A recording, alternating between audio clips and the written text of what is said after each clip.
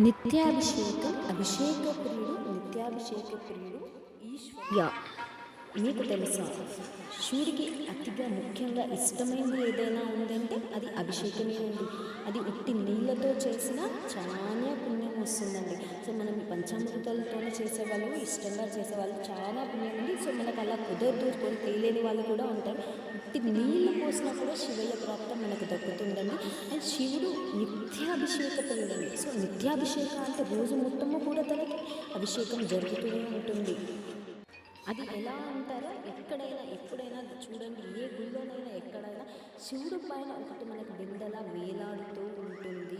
అందులో మీరు ఎప్పుడైనా చూసారు, వాటర్ పెట్టి దాంట్లో తులసి గింజలు అనేవి కూడా వాకు వేస్తారండి. సో అలా శివుడికి రోజు మొత్తము కూడా ఒక్కొక్క డ్రాప్ తనపై పడుతూ ఉంటుందండి. సో అది అలా పడడం వల్ల శివుడికి అభిషేకం అనేది జరుగుతుంది. దీనిని నిత్యాభిషేకం అని అంటారు. మీలో ఎంతమందికి